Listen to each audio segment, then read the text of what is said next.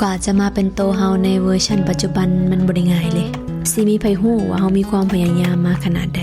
เป็นคนที่บ่ได้เกิดมาจากความเพียบพร้อมแต่ก็เฮ็ดตัวเองให้พร้อมกับการเปลี่ยนแปลงที่จะเกิดขึ้นในทางข้างหน้าอยู่เสมอสิ่งที่พยายามมื้อนี้บ่มีไผเห็นแต่พวกเขาจะเห็นในมื้อที่มันสว่างแล้วเฮ็ดต่อไปถึงว่าสิบ่มีไผแนมมาก็ตามบ่ต้องรอให้พร้อมเพราะความพร้อมที่รอมันบ่มีอยู่จริงจะบ่รอให้ไผมาบอกให้เริ่มเพราะนี่มันคือชีวิตเฮาอย่าท่าแรงบันดาลใจจากไผเพราะบ่มีไผจะมาฮู้ปัญหาของเฮาได้ลึกซึ้งเท่ากับตัวเฮาเองเฮามาเฮ็ดปัจจุบันเพื่ออนาคตกันดีกว่า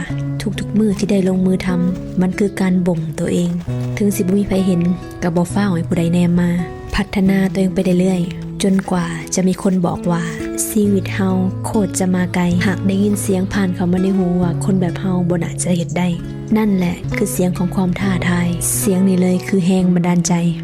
ถ้าอยากก้าวขาไปไกลแล้วไวกว่าคนอื่นอย่าสะดุดเสียงข้างทางอย่าเฝ้าพักข้างถ้ายังบ่ถึงจุดหมายอย่าอ่อนแออย่าเฝ้าหมดกำลังใจถ้าสองมือยังเฮ็ดได้สองขายังก้าวไหวจงเฮ็ดต่อไปจนกว่าจะสำเร็จอย่าให้เสียงดังกว่าการกระทำบ่เฝ้าประกาศให้ไผฮู้ปล่อยให้ผลงานเป็นตัวนำทุกๆการลงมือทำที่เจ้าสั่งสมมามันจะตอบแทนเจ้าอย่างสาสมเมื่อถึงเวลาลงมือเฮ็ดอย่างเงียบๆและจงปล่อยให้ผลงานดังกว่าคำ